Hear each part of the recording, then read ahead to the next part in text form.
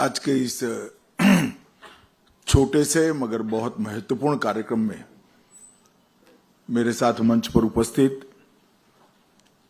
श्री भूपेंद्र भाई पटेल, मुख्यमंत्री गुजरात, मेरे मित्र और देश के वाणिज्य और उद्योग मंत्री श्रीमान पीयूष गोयल जी, गुजरात राज्य के युवा उप मुख्यमंत्री श्री हर्ष संघवी जी, भारतीय जनता पार्टी के प्रदेश अध्यक्ष श्री जगदीश विश्वकर्मा जी, श्री जयप्रकाश शिवहरे जी, अध्यक्ष गवर्निंग काउंसिल श्री अशोक मंडल, निर्देशक एनआईडी और आज इस सभागार में बैठे हुए सभी भाइयों बहनों और प्यारे विद्यार्थियों, आज मेरे लिए एनआईडी की ये सबसे पहली विजिट है। एक प्रकार से आप सभी लोग जो इस कैंपस के बाहर है और कैंपस के अंदर से यहां उपस्थित है, वो सभी मेरे मत क्षेत्र में है, आप यहां पर रहते हैं, इसलिए मैं आपका पहले हृदय से स्वागत करता हूं।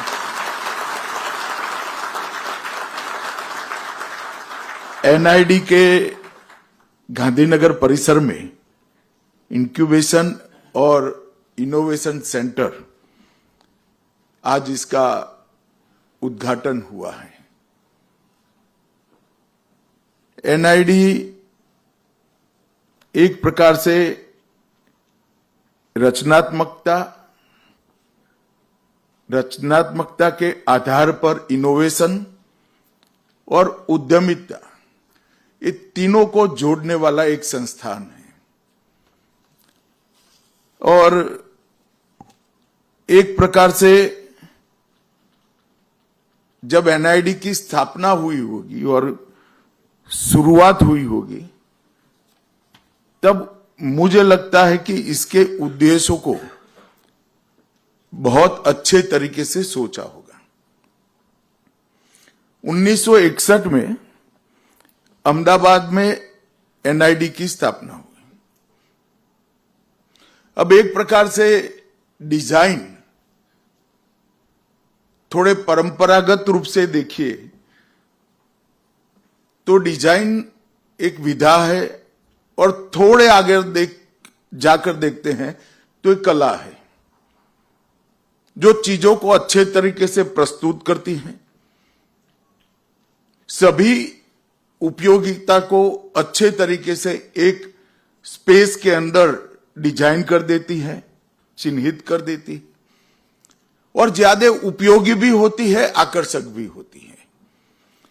अब मुझे कल रात को मैं सोच रहा था कि एनआईडी गुजरात में 1961 में क्यों बनाया होगा। गुजरातियों का वैसे कला से बहुत बड़ा संबंध होता नहीं है, हम लोग कमाने वाले लोग माने जाते हैं। तो फिर एनआईडी को गुजरात में क्यों लाए गए। एनआईडी की स्थापना इस उद्देश्य से हुई है कि हर आदमी में डिजाइन का एक संस्कार कहीं ना कहीं कम ज्यादा मात्रा में पड़ा होता है, मगर समय के ढर्रे में पढ़ते पढ़ते ढेर सारे डिजाइन के एक अच्छे पोटेंशियल लोग रोजमर्रा के जीवन में पड़ जाते हैं। एनआईडी की स्थापना के अनेक उद्देश्यों में एक उद्देश्य यह भी होगा कि डिजाइन की विधा जिनके मन में संस्कार के रूप में पड़ी है, उसके पोटेंशियल को एक प्लेटफॉर्म दिया जाए और उसको समाज के सामने लाने का एक अच्छा संस्था बनाया जाए। इसलिए एनआईडी गुजरात में स्थापना की होगी। मगर फिर आता है कि भाई इसमें गुजराती क्यों? क्योंकि कोई भी क्षेत्र में पड़े हुए पोटेंशियल को राष्ट्र की दृष्टि से 100% एक्सप्लोर करना है तो उसको कैरियर के रूप में स्वीकार करते हैं तभी होता है।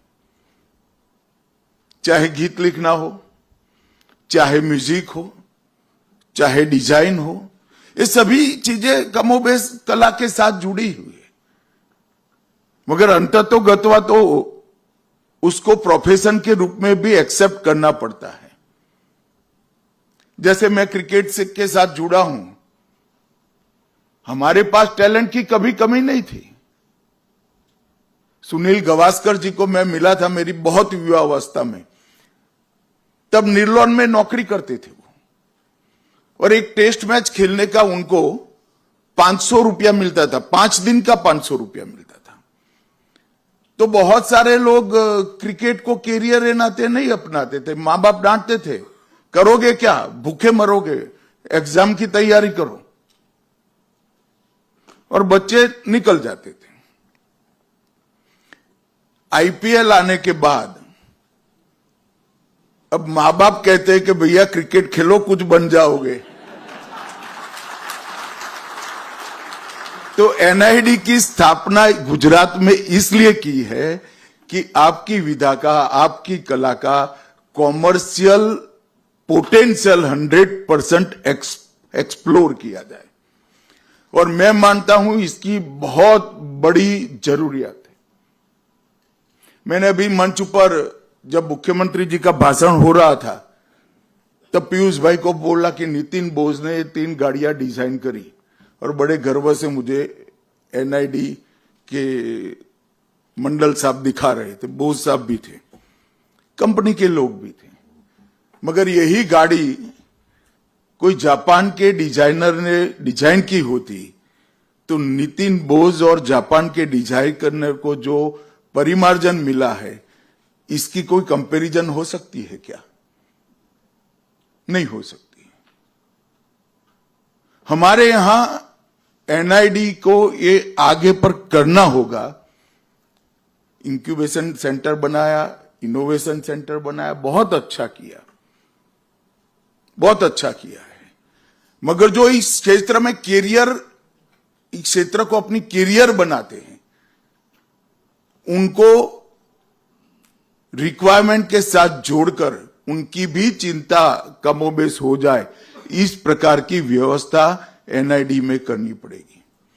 और मुझे लगता है कि इसके लिए एक अलग वर्टिकल ही तैयार करोगे तभी होगी, क्योंकि यहां तो डिजाइन वाले लोग होते हैं, यहां इसकी कॉमर्शियलाइजेशन करने वाले लोग नहीं है।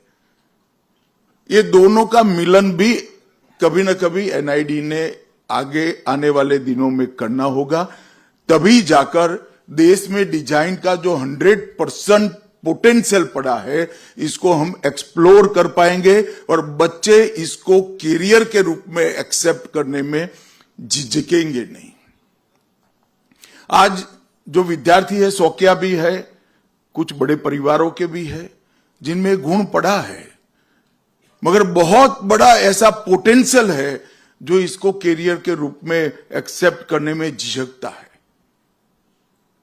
और इस क्षेत्र में डिजाइन की रीच भी बढ़ाने की जरूरत है, इस पर भी एनआईडी ने काम करना चाहिए।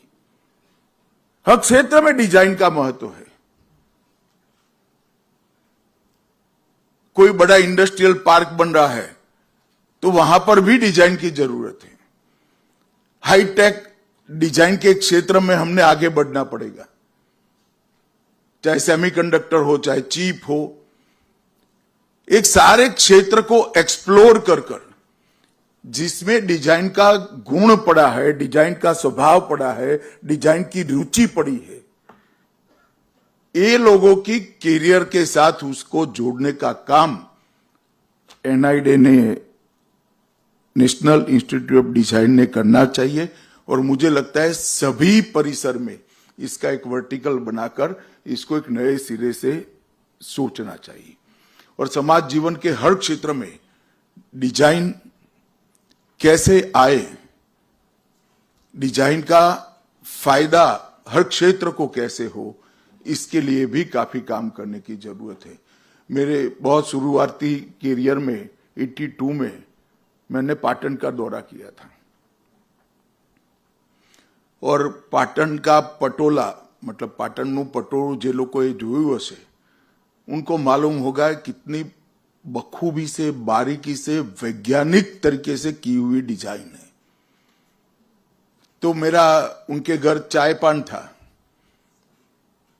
मैं बहुत छोटा आदमी था। एक केसी पटेल कार्यकर्ता मुझे उनके घर पे ले गए। मेरी इच्छा थी कि ये परिवार को देखें। उनके घर पर ले गए। जब उनसे बातचीत करी तो रुचि के कारण मैं धीरे धीरे धीरे पूछता गया।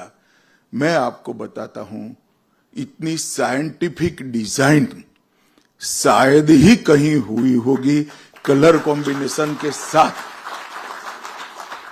ये विधा हमारे यहां पड़ी है, इसको एक्सप्लोर करना पड़ेगा और एक्सप्लोर करना है तो काफी लोग इसको कैरियर के रूप में स्वीकार करें, ऐसा वातावरण बनाना पड़ेगा। और डिजाइन की उपयोगिता के बारे में भी जागरूकता और एक्सपेंशन के लिए प्रयास भी हमने करने पड़ेंगे। मुझे कोई लंबा भाषण पहले से नहीं करना था।